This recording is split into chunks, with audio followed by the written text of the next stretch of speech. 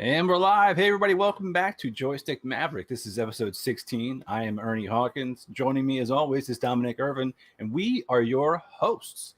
Man, it feels good to be back. It does. So most certainly. Episode 16, that means 16 weeks of shows. That means 4 months of content. That's pretty awesome. That's insane. I can't believe I heard a lot of podcasts die at like week 6. Yeah, dude. Yeah. It's fucking bonkers. As always, this episode is brought to you by TUFF Wraps. Please go to tuffwraps.com and use code joystick at checkout for 10% off of your supplements, apparel, and gear. Remember always to stay tough. Nailed it. Yeah. There you go. Real quick. So, yeah, baby. Dom, this week we got a kind of a shorter show, so it'll be a little bit more, jovial. I think we can carry on a little bit. But our main event got pushed to next week. So if you were ready to see Sean Harrington this week, he will be on next week. But this week we're still going to talk about something I think everybody's been talking about on the internets. And we're not too far behind. I know our show's on Thursday. A bunch of stuff comes out on Friday. Whatever.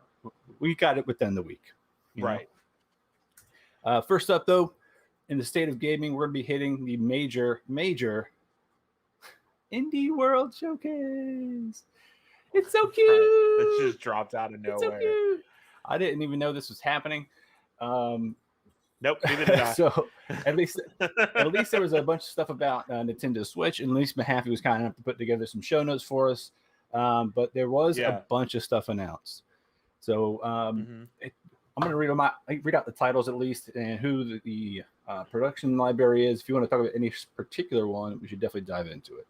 I've got one that I think I remember the original game, but maybe I'm wrong. Maybe there's a new thing called this. So Bomb Rush Cyberpunk from Team Reptile. By the way, these names of these indie studios. They're so awesome. They're awesome. They're awesome. Axiom Verge from Thomas Hap Games, LLC. That's not an easy thing to say. That's right. Killing it. Eastward from Pixpill / Chucklefish. Tome from Something We Made. Great name. Shovel Knight Pocket Dungeon from Vine / I don't think it's that Vine. It's not from that Vine / Yacht Club Games. It must be nice to have a Yacht Club Games. Damn. Metal Slug Tactics from Lakeyear Studios / Dotemu. Dotemu's great. Tetris Effect Connected from Monstars Inc. Resonator and Stage Games / Enhance. Is that the same Tetris?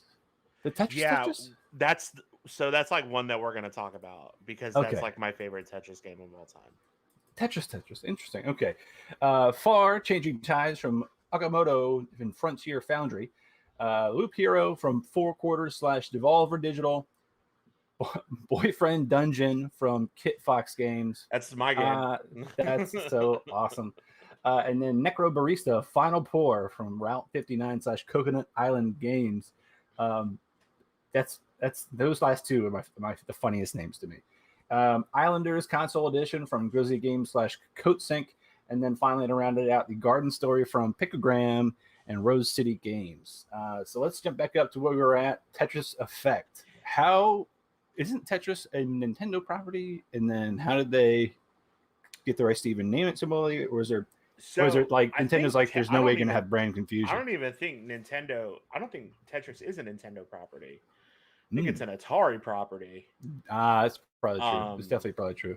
So Tetris Effect came out on PlayStation and also PC.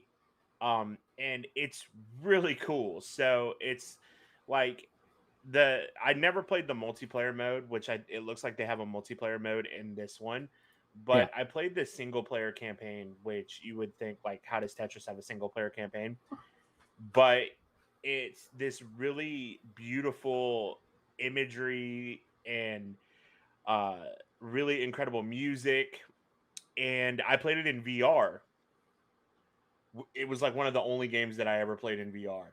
And I really, really enjoyed it because it's like fully immersive. So essentially, in VR? A Tetris game in VR? Yeah. So it's so hard to explain. Like the first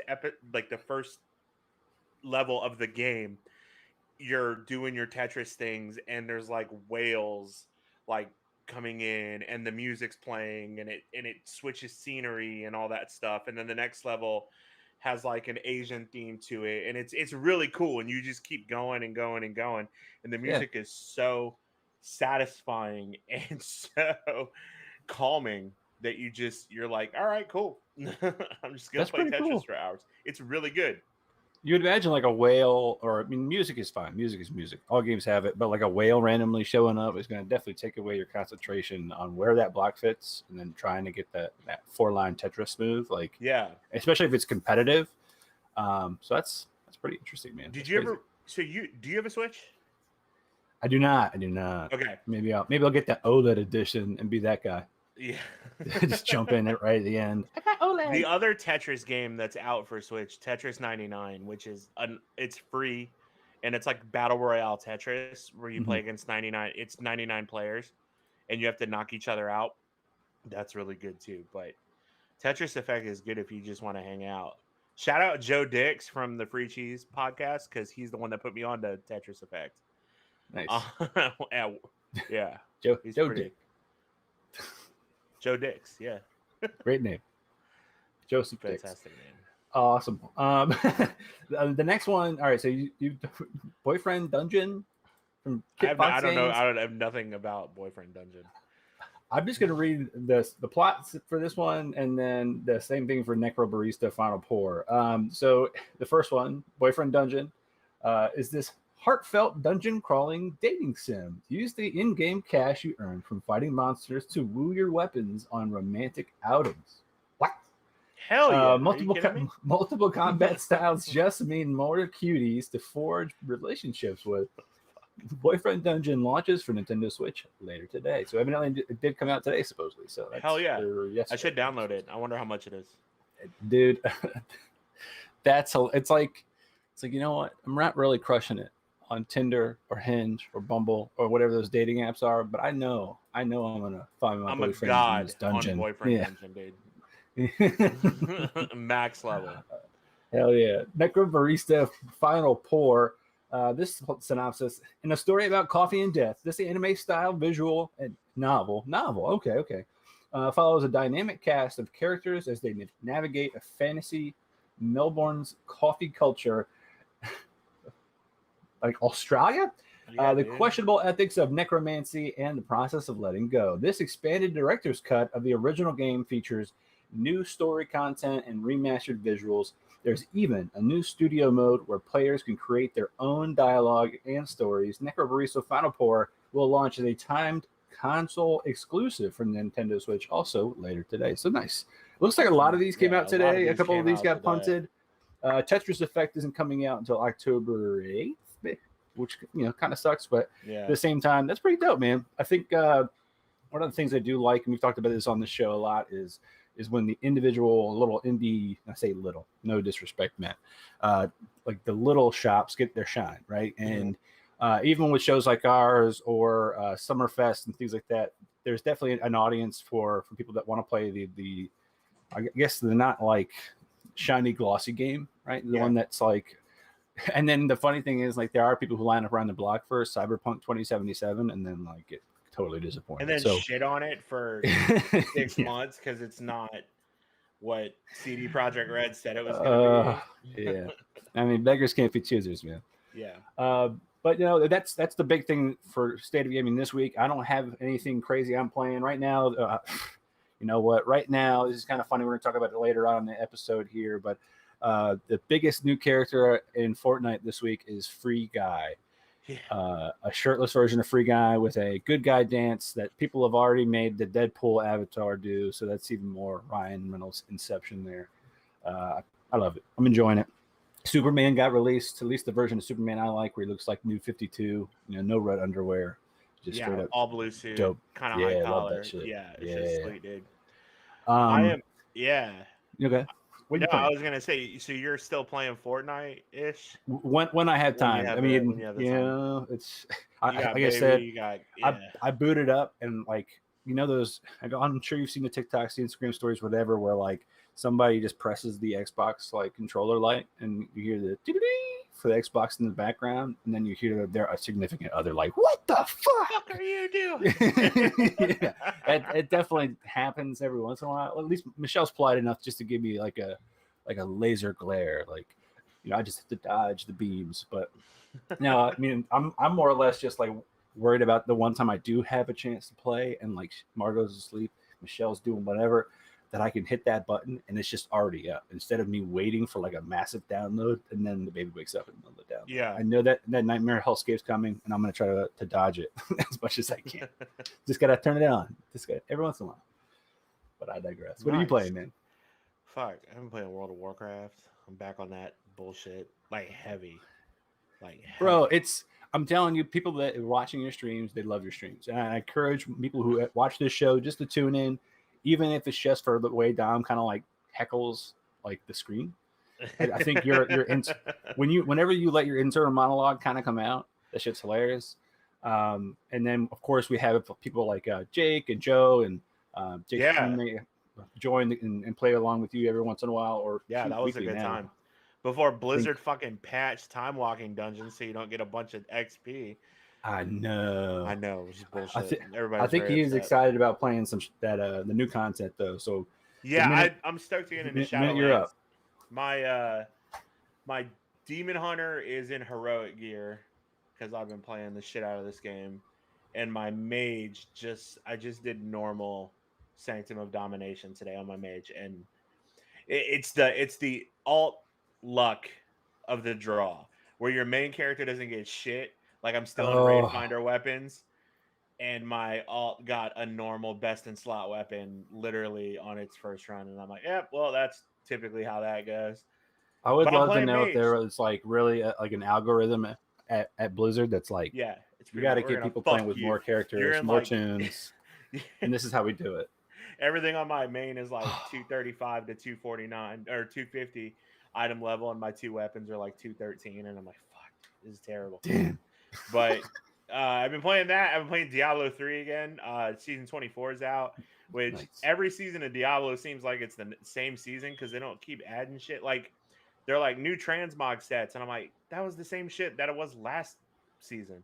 They just keep using the same one, but I know you play Destiny 2 on Saturdays as well. And we're going to talk about something coming up here, and we have Sunday morning cards. Sunday morning cards is the name of your show. I love that.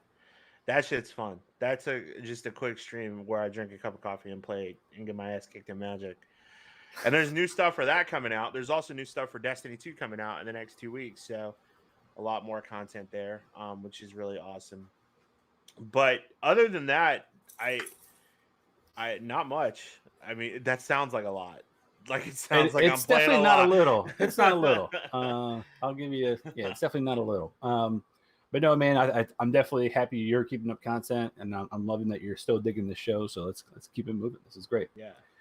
All right. Next up, we've got coming soon. This week's coming soon is definitely kind of like, I feel like it's a big like shakeup of stuff because there's so random. So like the very first one, Idris Elba, like what, killing it in the Suicide Squad, which we'll get to later. Yeah, and has just been cast as the voice of Knuckles in Sonic 2. That's awesome. Hell yeah! Awesome. I just can't imagine his voice though coming out of Knuckles. Yeah, he's got such presence physically, and then you got like somebody the size of Sonic who has like a Ben Schwartz voice, which makes perfect sense. I was literally going to say he sounds like Ben Schwartz even looks like Sonic in Parks and Rec with his hair. So yeah, and like I'm just wondering what Miles Tails Prowler is going to be like. Who's going to be cast as him? I hope it's like Jonah a female character. Yeah. Okay, there you go. Like if Tara what's her name? Tara Strong.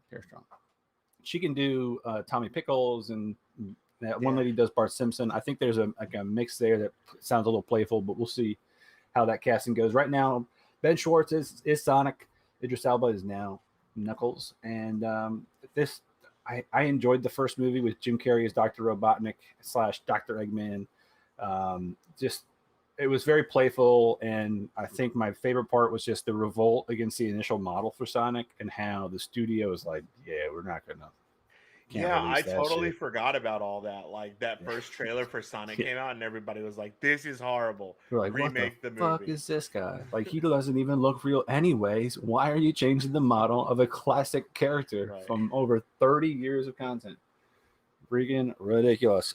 Next up, got some good-looking people, man. Good-looking people. Look at them. So,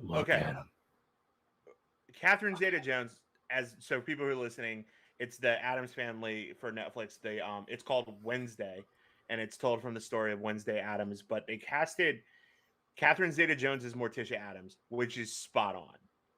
Like Luis Guzmán as Gomez. I guess for me, I always think of Raul Julia as Gomez. Yeah, and like he's definitely our generation. He's like Gomez. Tall and like built and athletic. And Luis Guzmán has always been like a comedic character to me. I'm sure he's gonna kill it. You can't tell me you don't think of the movie Waiting and talking about flatten out your balls like tissue paper.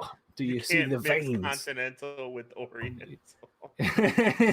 Yeah, a little bit of floor spice makes everything nice. Yeah, man. I mean, to your point, I think there is going to be that kind of split, right? So it's the same thing with like the cartoon. I went and watched the cartoon movie recently with mixed emotions. Like my mom grew up with the old school, right? The black and white show. Even that guy was shorter than his female counterpart, so it kind of plays that way. But I like that we're going in a different direction. I'm assuming based off of the look of Catherine Zeta-Jones, and obviously Luis Guzmán's got a very distinct accent. That I think we're going to be going away from that like Transylvanian Romanian kind of origin story, more to like a Hispanic Latin American kind of. because they already have such a big celebration with Day of the Dead. I don't think there's a far stretch there, and we love that holiday. We love Halloween. Oh yeah, even in the U.S. So the market is going to be right where it needs to be. And Luis Guzmán is and always will be my favorite non-alumni or alumni of Greendale Community College. Greendale Community College. Yeah, baby. But I'm excited about it. Have they announced who the cast is Wednesday? Let me see from the show. Nope. They did. I just can't remember her name.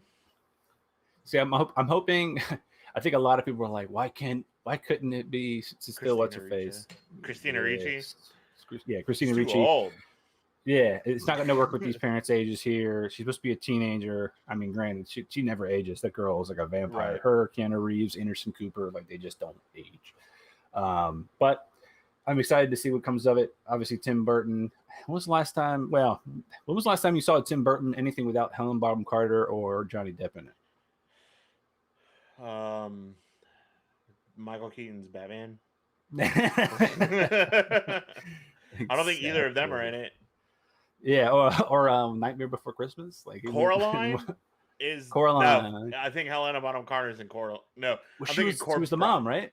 Corpse Bride was Helena Bonham Carter. I don't know. Tim Burton loves them.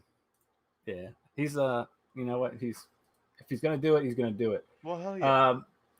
The other big announcement, I was actually really excited about this, and I think we've talked about this person on the show before, Mr. Krabs, John Clancy. This is the most exciting news. Clancy Brown. Clancy Brown. Clancy Brown. This is the most exciting news of the week to me. You've got one of the final Highlanders in the John Wick 4 movie. Fuck yeah. Have you watched the other John Wick movies? Oh yeah. Oh my god. After the first movie, of course, the dog. Hey, spoiler alert. The first movie. The reason John Wick gets so upset is that some jackasses, Ian McShane's son in the film, kills John Wick's dog. Which already I was like, we're going to fuck some people up. So I watched that first one, right? And now ever since then, he's got another dog that's just like so dope. He just fucking follows behind him. He's just like, stay. Yeah, he just kind of chills. And I know they've got a lot of plots around the hotel, the Continental. So I'm definitely interested in how they kind of spin John Wick 4 here. You've got Keanu Reeves, obviously, Donnie Yen, Bill Skarsgård, Lawrence Fishburne, yay, Ian McShane. I love that guy. Deadwood, yeah. He can do no wrong. American Gods. Brown. Yeah. I mean, he is Odin. So yeah. But yeah, I'm excited about what's coming with this. The next topic, it's definitely not going to be.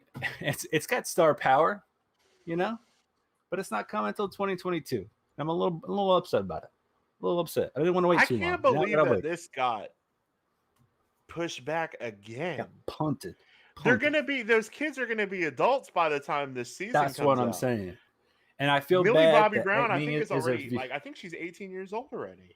I mean, maybe She looks like not Catherine O'Hara. What's her face? Yeah, Catherine O'Hara. Natalie Portman. She looks like Natalie Portman. So I mean, it's definitely. I think that we're playing the Harry Potter game here, where you're hoping that the actors who are originally in the beginning they age a particular way, which is so stressful. I mean, I can't imagine being the actor yourself and then having to have the pressure of, do I encourage myself to grow and work out and like eat healthy or not, like based on like what the perception is of my character, and probably one of their biggest career moves for them. But I definitely am excited for what's coming in season 4. I'm disappointed that the tagline for this season is "We're no longer in Hawkins." It makes me upset. It hurts my soul. But you got to do what you got to do to grow the show. So I'm looking forward to it, and hopefully we'll get early 2022, not just ambiguous 2022. Yeah. And finally, is it going to be like fucking October 2022? Dude, I bet it is. Or July. July? How this thing rolls. Yeah. Next up, Doom Patrol. Doom Patrol comes out. Season 3 comes out. I wrote this down. September 23rd. I love this show. Obviously, it's a great show. We both got an affinity for Brendan Fraser, Matt Balmer as the guy with the entity Dalton. Inside. Yeah, Timothy Dalton. Yeah. And then homegirl from Orange is the New Black. Yep. So I mean, the last season ended on a major cliffhanger. No idea where the show, like where they were going to go. If they were just going to end it, kind of like season 5 of Angel, where they're just like, all right, you take the 50,000 dragons on the left, I'll take the 50,000 dragons on the right, right. But I'm glad to see that we're getting a whole new season of this show.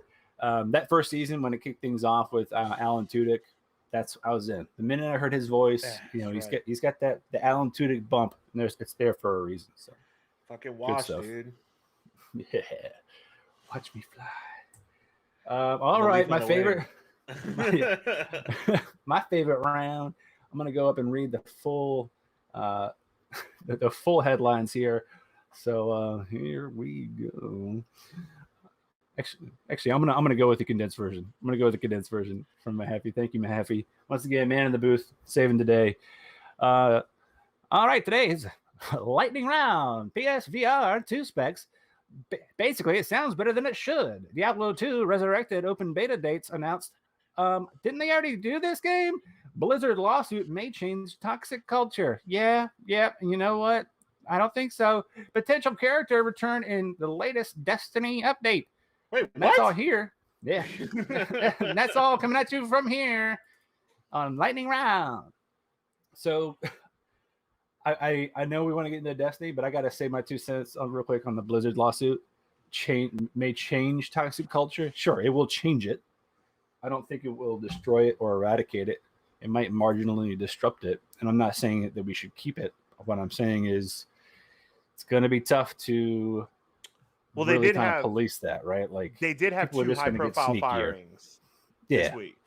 But at all offices everywhere, I mean, look at what happened in the housing crisis in 2008. People still messing around with big money. They did not learn any lessons. So I hope there's change. I really want there to be change, but that's my pessimistic view. Hopefully you can give us a little shine. Like, no, dog, it's going to be great. Well, I think the good thing is that everything has been brought to light and that they are actively making changes. Getting rid of the creative director for Diablo 4 is a big deal. Getting rid of I can't remember, it was not Diablo. Was it Overwatch? It was one of the other games. Yeah, I believe it was Overwatch. I think it was Overwatch. That person got let go as well. So they are doing, a concerted effort to try to change some of that culture. So we'll see how it goes. I mean, my raid team broke up because of this. And now I'm hunting for a raid team. I just rejoined a team that I used to play with back in Legion, and they half of them called it quits because of everything going on at Blizzard. So it's really affecting a lot of people. Dang. Gotta speak with your money, man. You can't do anything yourself. You gotta speak with your cash. I totally get it. Yeah, I respect it. Diablo 2 Resurrected. I didn't have a chance to look up anything about this. Diablo 2. It's a complete remaster of Diablo 2 from the ground up, which is pretty cool. It looks cool. I love Diablo 3. Everybody hates Diablo 3. It was not good when it came out, but as they have like updated it, and essentially when I can't remember the name of the expansion, but the actual first expansion for Diablo 3 came out, and Malthael was the bad guy. It really kind of took off, and it still has a pretty popular community. You can still get in and play with people. Diablo 2, I'm sure, will bring a ton of people back to the fan base. My brother, for one, is a huge Diablo 2 fan. I remember, Kane, stay a while and listen. He sounds just like Sean Connery. So it's cool. I haven't played it. I didn't get into the open beta. I've watched a little bit on it, and I'll probably end up picking it up just to give it a shot and to stream it just to see how it goes. I knew this game came out before. It was one of the original Blizzard games I played back in the day, man. It was many restarted characters over and over and over. I recall from somebody who had a better computer than me but needed the space to play their alternate tune. Bye-bye, Ernest character. But the last one here, Destiny 2, supposedly it's trying to bring back another character. I gotta look at who this is. Did you have a chance to look at this? As I'm assuming you did. So. Spoiler alert for anybody who hasn't, and I know that a lot of people are not playing Destiny 2 right now, but they did the epilogue event for the season. Yeah. Right now.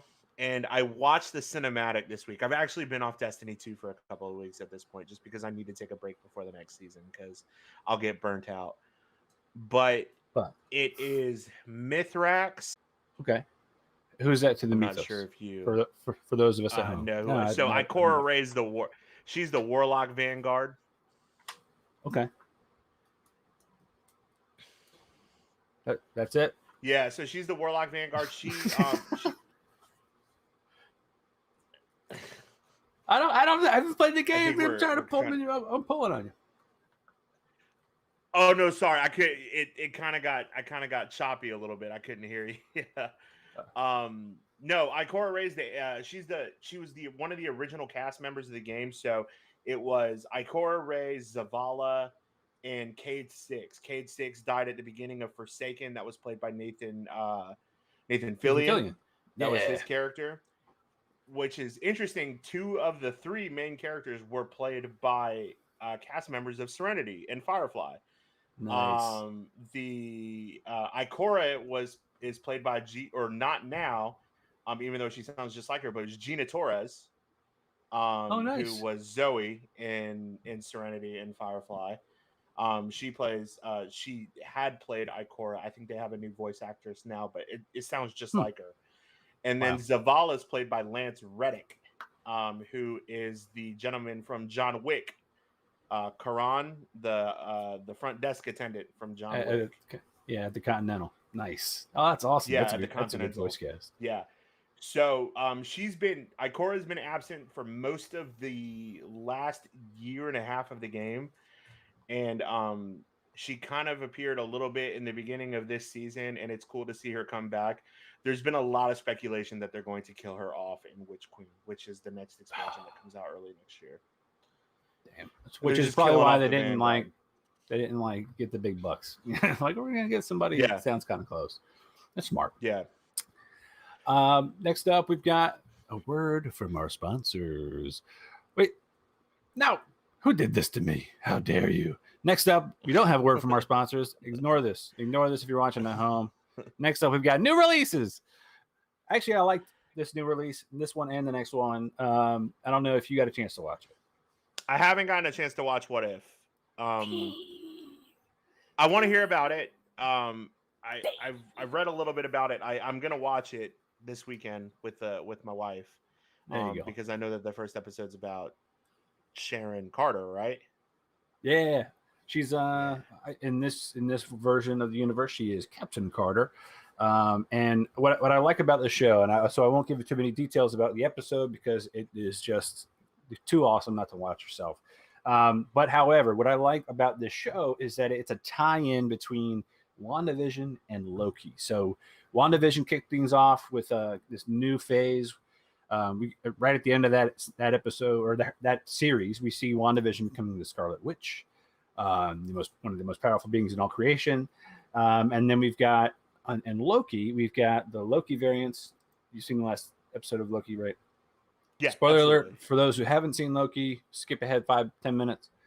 3, 2, 1. So at the end of that series, you've got the Loki variants. They're fighting over whether or not they should kill the He Who Remains, aka Kang the Conqueror, the one who survived. And people, the sleuths of the internet tied up a conversation that the three of them were having in Loki, where he said, up until about 10 seconds ago, I knew everything that was going to happen. And before that line, he kind of has like a little bit of a fall thing with a pen. He's holding a pen and he kind of lets it clang to the desk. Well, people timed that up with the last episode of WandaVision, and his pen fall is timed with the fall of Agatha Harkness. So as she falls from the sky, and as she's becoming Scarlet Witch, there's a bass noise that happens in the background of Loki, and it's him saying that she's come into existence. I know. Hey, let me see. How do I skip a live stream? Oh, sorry, man. Mute it. Wait for the next one. I'm getting a lot of people like, how do I skip a live stream, jerk? Oh man, I got to look at the chat more often. Joe said McCree from Overwatch. He's gone. There you go. Reaper of Souls. Something else Joe said. D2 gameplay is more solid in my opinion. So Destiny 2 gameplay. There you go. That's awesome. Thank you, Joe. Reaper of Souls is the expansion. Thank you, Joe. Yeah, there you go. Somebody's paying attention. I'm not. We're not. I'm going to keep looking over now. I got to get this a little bit more in my view here. The microphone keeps covering me up. Now we're getting viewers. We got to interact. Exactly. All right. Please help me. I've been struggling with time travel my entire life. Yeah. I'm going to do this. How about this? I'm going to hold my hand up, and then when I'm done saying it, I'm going to put my hand down. Fair deal? Mute me. All right, real quick. So the end of Loki, the timeline starts to fracture. The single perfect timeline starts to split out. Yee! Then chaos ensues. I won't tell you what happens after that, but the point is, because of that fracturing of the timeline, we now get this series, What If, where the Watcher, who's an omniscient being who watches everything but cannot participate in anything, he is now explaining to us, the audience, what is happening in these different little bits of timelines, right? Where these small decisions make alternate futures, right? Mm-hmm. In this episode, it is a small decision made by Sharon Carter that causes the things to ensue. It's actually a really great little that's awesome. What would happen if Sharon Carter was the first Avenger versus Steve Rogers? So dope. So have you read any of the comics on What If before? No, I have not. So the big one that I've read, because I haven't read many, but the big one that I've read was House of M What If, which is pretty interesting because Scarlet Witch that's a What If. I've definitely read House of M. So the basic. So for those of you who don't know, getting into comic nerdom for like half of a second, House of M essentially reboots the mutants in the Marvel universe. Scarlet Witch loses her mind. And very similar to what happens to her in the show, rather than just kind of internalizing it and becoming this kind of powerful being and everything, she just lets loose and she utters the words, "No more mutants." And what she does is completely wipes out all of the mutants in the entire universe, and not kills them, turns them human, except for I think it's 198. There was 198. Yep. And then it essentially reboots the mutant universe, and then there are no actual mutants born until Hope Summers comes, who's the daughter of Cable. Really cool. But with that, the What If series for House of M was no more humans. So what if she said no more humans at the end, and the world was ruled by mutants? And it's really awesome. Cool. So you should read it if you haven't read it. It's really cool. That's dope. Dope. Awesome. Now the next one, we're flip-flopping here. I know it's called Joystick Maverick, but we're sticking in our comic book world. We're going from Marvel to DC with today. That's right. Today, 3 episodes of season 3 of Titans just dropped on HBO Max. 3 no episodes. Shit. There's 301, 302, 303. I believe there's 3. That's what I read online. I have not looked to see if there were 3. I just went to the first one and started chomping on it. I won't get into the juicy details, but some of them are pretty obvious. You got Red Hood pictured here. We got to get there somehow. We get that kind of transition really quickly out of the way. So what my favorite thing was it didn't wait for it to drag out. Obviously, we've got promotional art here. We've got Wonder Girl back, Donna Troy in the background. So obviously that plan works out for Raven to try to bring her back to life. And then Wait, you've what? got this. Now I'm all over the place. Bro, look at the picture. She's right next I know to she's Superboy. been in all the promotional material.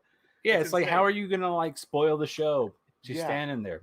And then if that doesn't happen in this episode, I'm just saying, if unless it's just flashbacks, then I want to give her an honorable mention for being there.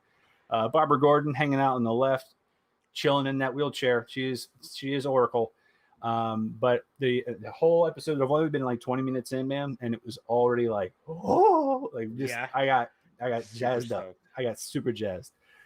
Would the Marvel zombies be included in What If? Yes, Jason Todd is Red Hood. Yes. Actually, you can see the part of the clip of the very first couple of minutes was released yesterday online, and it was Bruce talking to Jason. He's like, "I got Joker in my sights," and I was like, "Okay, they're just like throwing us a bone from like episode 3 or something." No, right away. So first 10 minutes, really? Enjoy that. That's awesome. Yeah, I'm super. dude. That is exactly what I'll be doing after recording tonight. After we do our show, I will be watching that because I mean it's why not? It's out there. Yeah, dude, hell yeah. Red Hood's one of my favorite characters in the DC comics. So, you know, after our conversation last week with AJ, Red Hood, aka Jason Todd, the second Robin. I love him. He uses guns, you know, and he was voiced by Dean Winchester. Yeah, Jensen Ackles. So that was always great for me. We always wanted Matt Ballmer to play Nightwing. Too bad he's in Doom Patrol.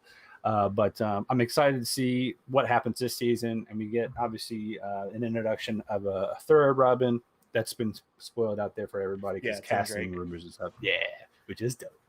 How dope would it be? We got like Damian Wayne in the show, but like baby Damian Wayne. He's like 7. He's like 7 years old. He's just so slicing cool. Ankles. Oh, yeah. I would love it.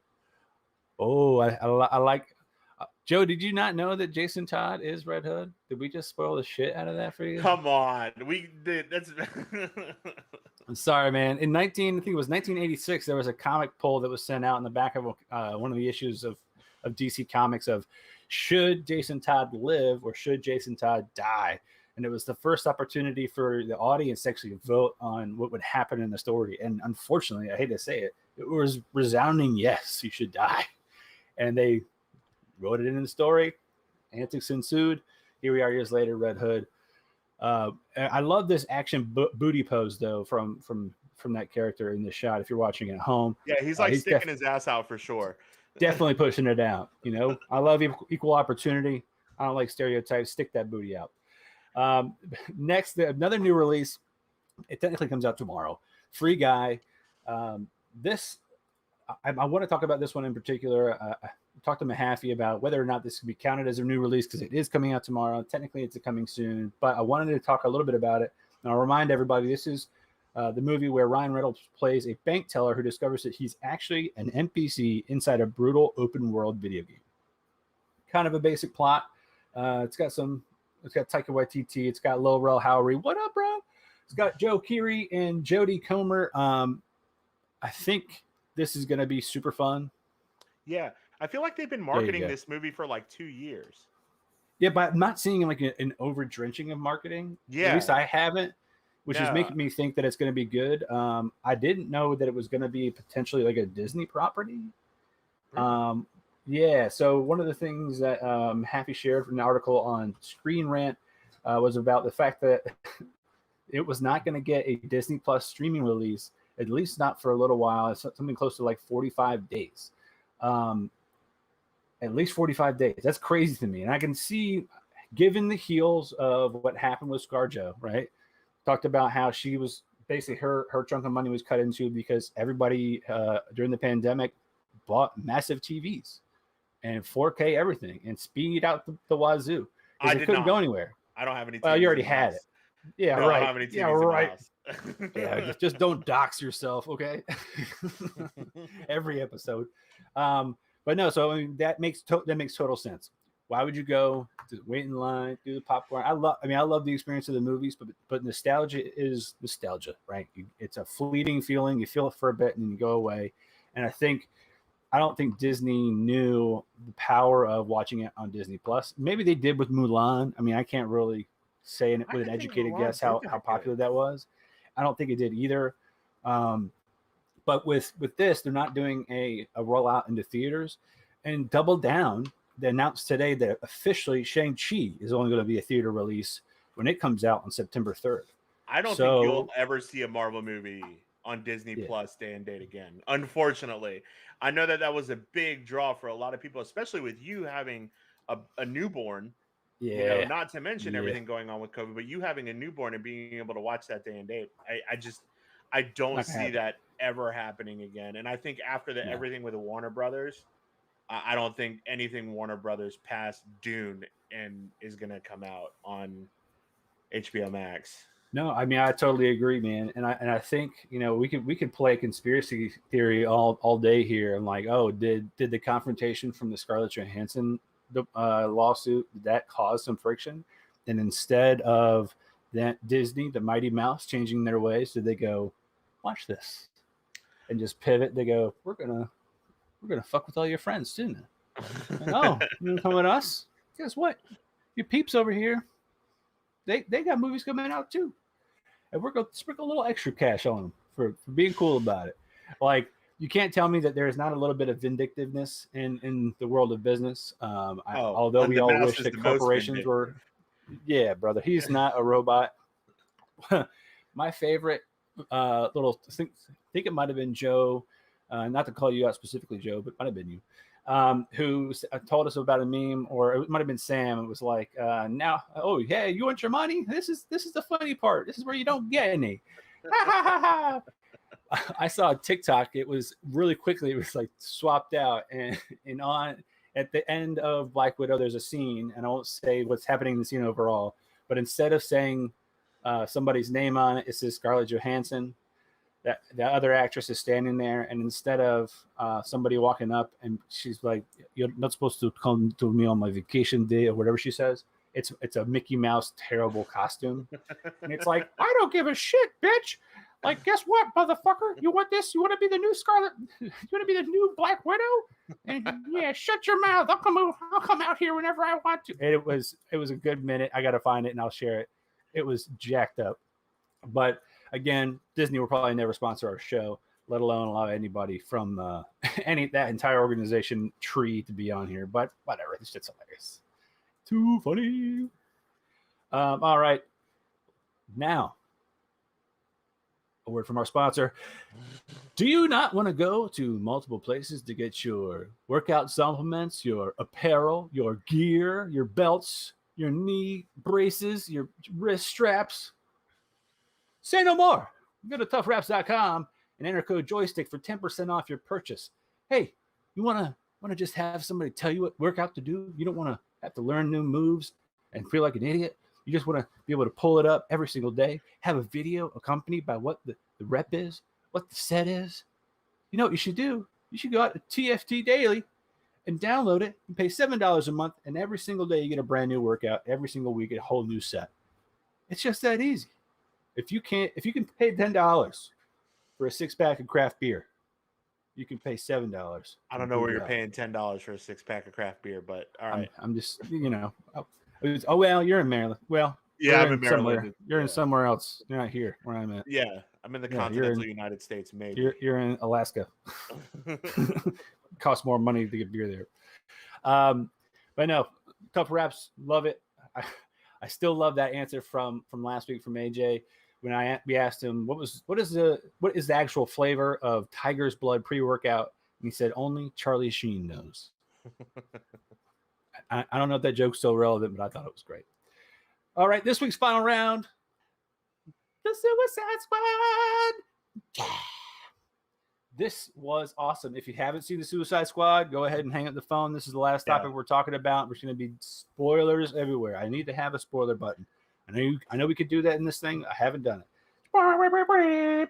Spoilers. Come back tomorrow. Watch it somewhere else. do what you got to do. But let's jump into it. Start the whole movie off. We know it's now not the same group of people. We know some of the same group of people host the world of Harley and the Birds of Prey.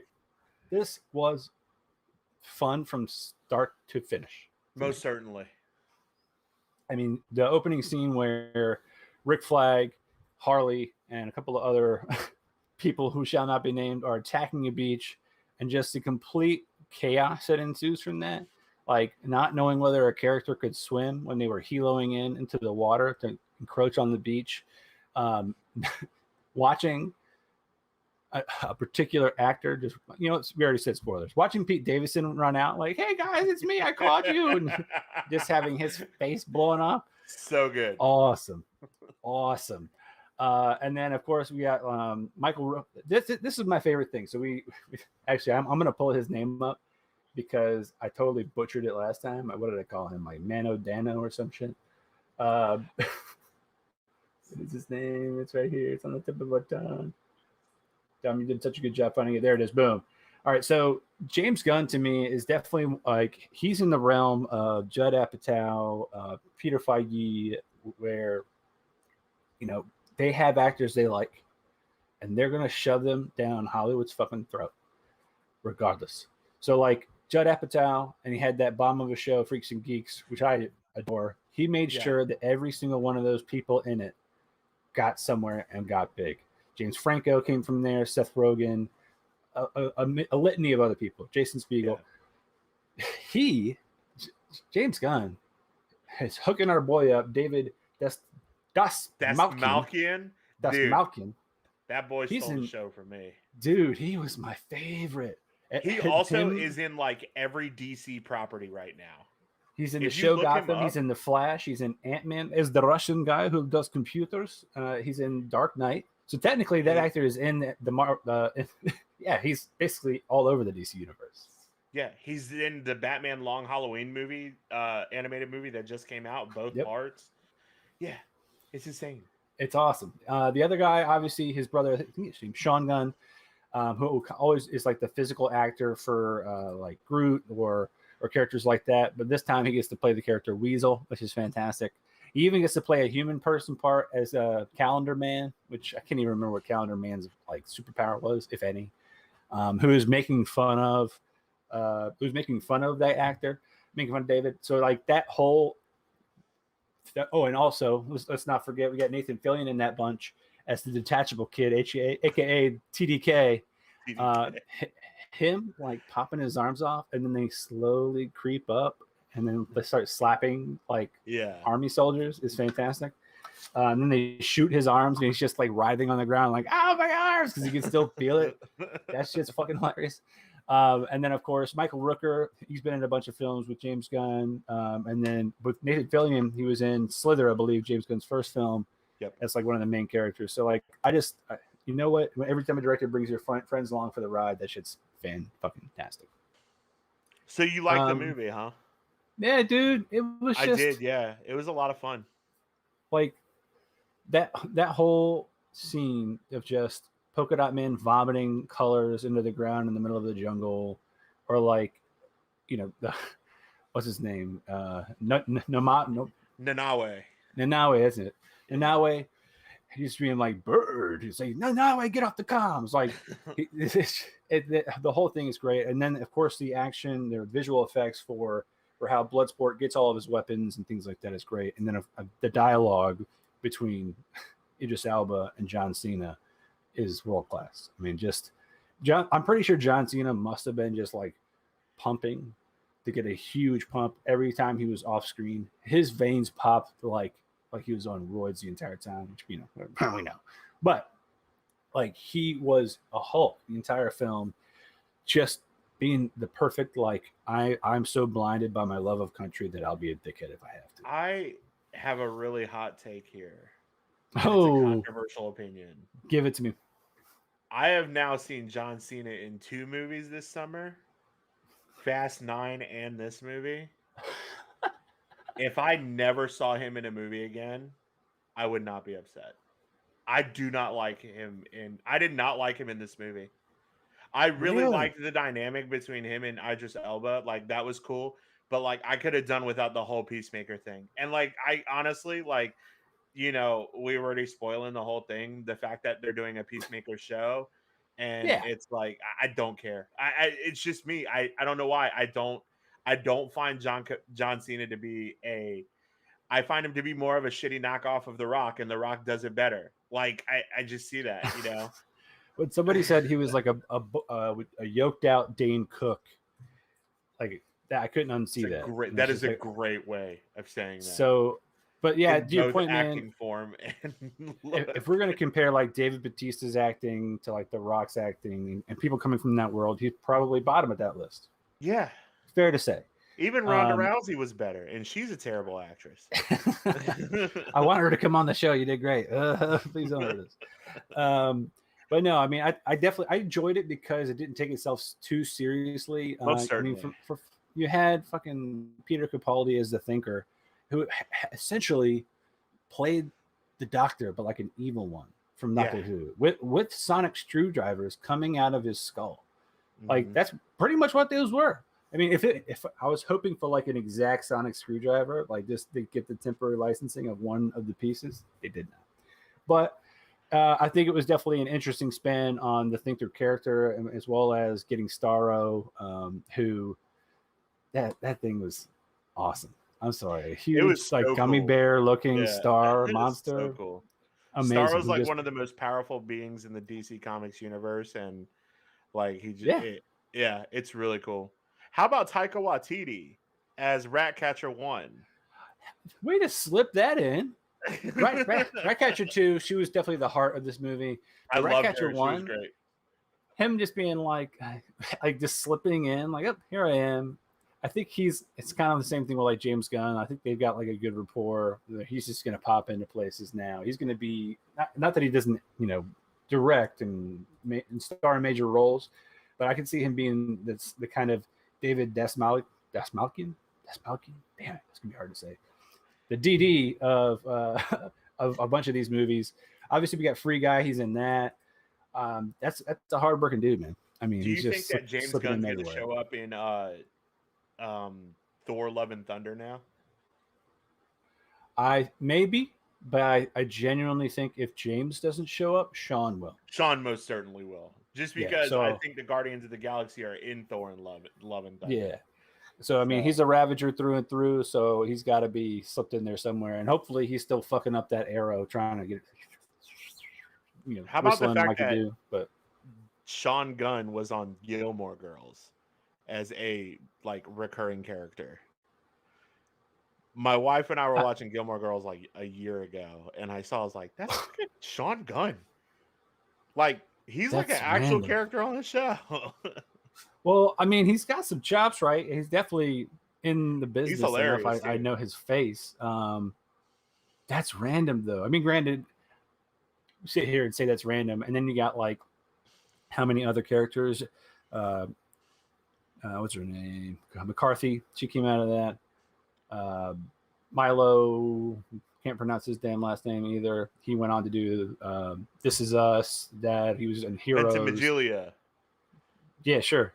Whatever. What did you say? Ventimiglia. Milo Mount Vesuvius. Yeah. Mount Vesuvius. Peter from Heroes. No, not Peter. Nathan from Heroes. I'm Peter from Heroes. Peter. Nathan was the brother. But then you also got our dude from Supernatural, that freaking giant. He was so small in Gilmore Girls, and then so small in the first season, and then all of a sudden in Supernatural, like season like 3 or 4, he's just huge. Yeah. Like jacked and just 17 inches taller. And I remember Speaking the entire of dialogue between weird Sam and Dean. Things like that. Did you know Brie Larson was in the League?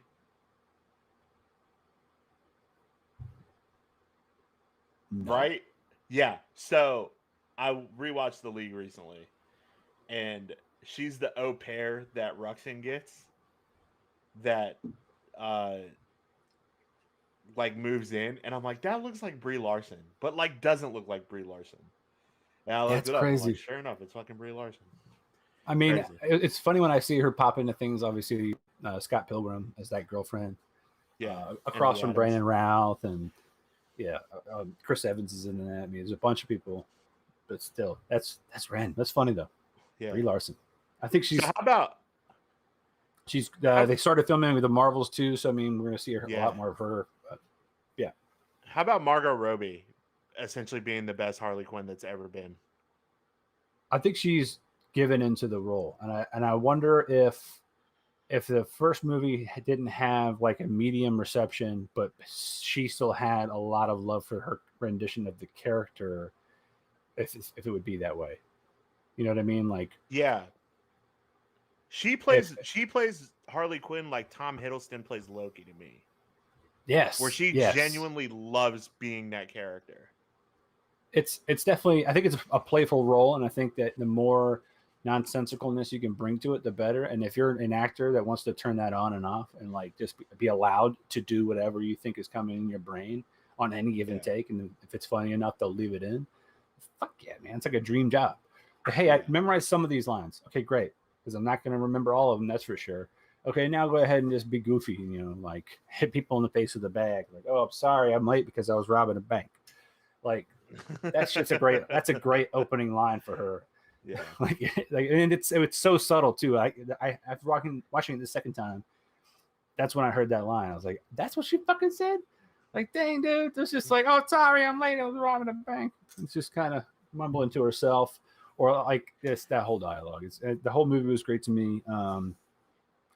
I can see why it got a 96 on, or I think was it still 96 on Rotten Tomatoes? It's been getting bombed. It has been getting, it like tanked at the box office. It's getting like, but I liked Idris Elba as Blood Sport. You can definitely see that I think that they wanted Will Smith to come back as Deadshot. But they didn't get him, and they got Idris Elba. I thought Idris Elba did a really good job. It essentially has the same story as Will Smith did in the first Suicide Squad with the daughter. Now, granted, his daughter's a little estranged in this one, which is a cool dynamic. Yeah. I don't like the fact that they killed fucking Rick Flag. I know. That's probably that's probably the one thing I hated about the film was like it was what was great / horrific was that when he gets plunged in the chest, they don't leave any question. Did that hit his heart? It shows full entry. Right through his heart. Just full on. He's not gonna make it. He's not gonna come in part 3. He's not gonna be in any of the following fucking shit. Like, he's done so. So that definitely sucked. I mean, Polka Dot Man getting smooshed after his heroic moment of seeing Starro as his mom, which every time I had to kind of make sure I was paying attention, because there was no like audio cue that now everybody is his mom. Especially when he was dancing. Yeah. He's dancing in the club. And there's even the bearded guy is actually his mom too. Just like, it's so good. I would love to know the name of that actress, and if it was in fact his real like mom or sister, right? Like somebody related to him. Good. And it would be like, yeah, this is your opportunity just to go ham. Like, that's so great. You get to destroy buildings. Imagine that role. You get to play 15 different people in a scene constantly throughout the film, and you get to destroy buildings and act like a huge star monster. Like, that's what's not to love about doing that job. And you don't have to say anything. You're just there. You're just a symbol of hate for Polka Dot Man. Which, again, terrible name that even John Cena character calls out. Polka Dot Man, what do you throw polka dots? He's like, he really does. It's like, oh my God. But they're like antimatter polka dots, and they just incinerate everything they touch. It's amazing. When he looked at when they're like, we're all gonna die, and he looks back and he's like, I hope so. Oh my God. I have never felt something more than I felt in that moment. I hope so. Yeah, that was great. I mean, even his like little victory speech. I'm a superhero. Flat. Oh, when they're trying to rescue Rick Flag and they kill everybody in the camp. Yeah, but they're the good guys.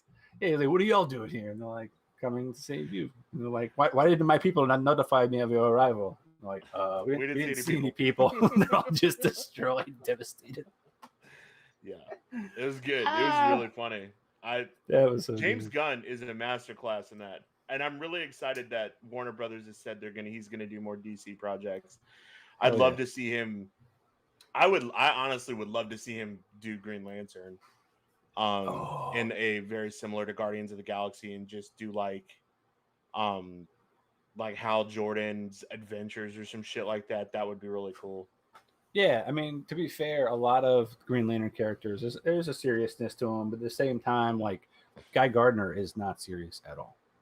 Yeah. Like, that guy is a trash bag mouth. And then you've got, Kyle Rayner, not necessarily serious at all. He's a creative artist. Hal Jordan, I mean, he was also voiced by Nathan Fillion at one point. So he was already got in Emerald Knights. Absolutely. So, so that's definitely the coolest thing. I think I would love to see more of James Gunn at WB and at Marvel. Obviously, the Big Bad Mouse might not ever have him back on to see that. Except for obviously Guardians of the Galaxy 3, and then you saw the movie in theaters? Yeah, so I saw this in theaters. As opposed to HBO Max. That like? It was awesome. So this is the third movie that I've seen in theaters this year. I saw Fast and the Furious 9 in theaters. And I can't remember the other one I saw. That's how good it was. I'm trying to remember now. Well, whatever. This was good. I really liked seeing this in theaters. Oh, no, I saw Black Widow. I saw Black Widow in theaters. There you go. Okay. Yeah. Shout out to ScarJo. Make that money. That's right. Dom's helping you out. I totally Hell yeah. Staying at home, buying it on Disney Plus. I really missed going to the theaters. I really enjoy that experience. I know that things are starting to close back up again, which is unfortunate, especially with everything going on with the Delta variant. But like, there's something about seeing movie trailers in the theater. Like, so the trailers that played before this movie were Eternals, which I don't know why I get a very emotional reaction to that trailer every time I hear it. I don't know if it's the music. I know Chloe Zhao is an exceptional director. And the way that trailer is filmed, and it just evokes emotion. I bet this is going to be like a drama with a little bit of action in it. And I'm okay with that. I'm totally cool with that. Dune, the new Dune trailer was there, which I will only see that movie in theaters. I can't do it not justice. I have to see that in theaters. And then Batman, the Batman trailer from last year. I got chills. And I got chills just now. When that song comes on, I think it's Underneath the Bridge. Yeah, baby. Holy crap. This movie looks incredible. And where he's like, I'm vengeance. And he beats the shit out of that guy. I was like, yeah. I was like, dude, so I cannot wait for this fucking movie.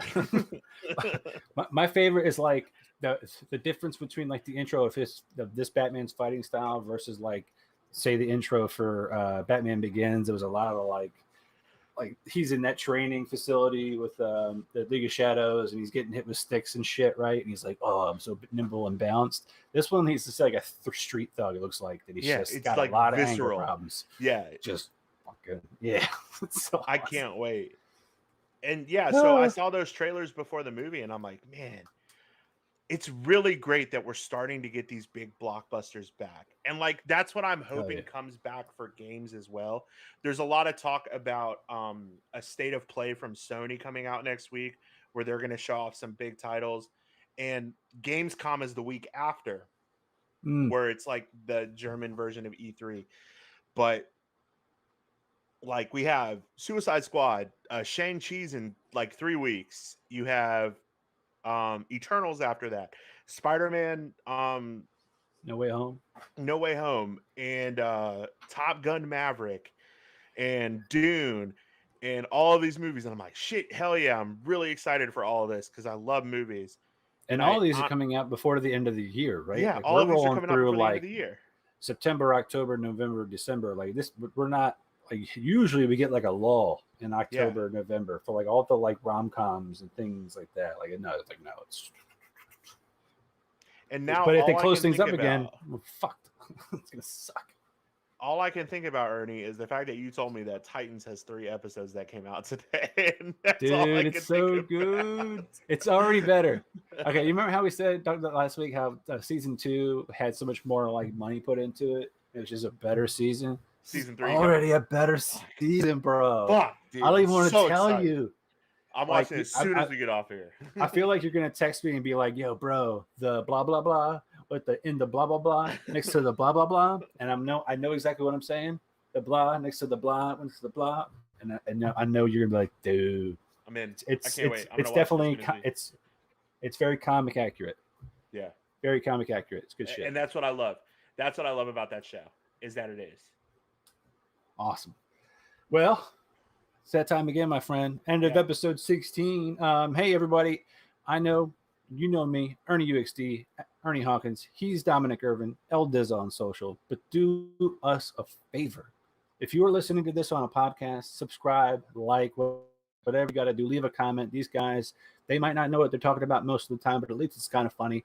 Or if you're on YouTube or Twitch, hit that like, subscribe button. Do whatever you got to do. It's just us being fun and goofy. Mahaffey, my man in the booth, he's slaving away at these PowerPoints. He's killing these studio notes here or the video notes. Help us out. Make us look good. What we're going to start doing here in the next couple days here is also start cutting up the episode. Thanks to a great suggestion by Joe. We're going to start cutting up the episodes into our tiny segments. So when you see the final round, that'll be just a whole segment. When you see coming soon, it'll be a whole segment. And that'll give you a little bit of a small digest. So you don't have to sit the hour and 12 minutes or scrub through, because I know that can be annoying, through this live stream, just so you can have a little bit more digestion. And I'll be creating playlists for each one of those. So if you only care about the gaming content, you can just hit and bang, bang, bang, bang, go through all those. If you want to see the final round stuff, bang, bang, bang, go through those. Reminder, next week we got special guest Sean Harrington. He's been doing a lot of crazy stuff. Man, ever since I last worked with him, he's been doing an incredible stuff from like a virtual Halloween, like where you could go door to door. He created that. He's been doing a lot of things with like a kind of a runner, Akira style game, all based in Unity. So I'd love for him to talk about that and share that experience. And then on September 9th, we're going to have another game developer, Justin Mitchell. Check them out on Twitter, and you can see a couple little snippets of their game and projects. But we're definitely getting back into the joystick side of things coming up. We've got a lot of big releases coming out too. So, heck yeah, man, good stuff. Happy Thursday, everybody. Happy little Thursday. Friday. Yeah. Awesome. Drink responsibly on the weekend, y'all. Yeah, don't do anything we would do, but also don't do anything we would do. There's that little gray area. A little bit of gray. Just a tiny bit. Just a bit. Later.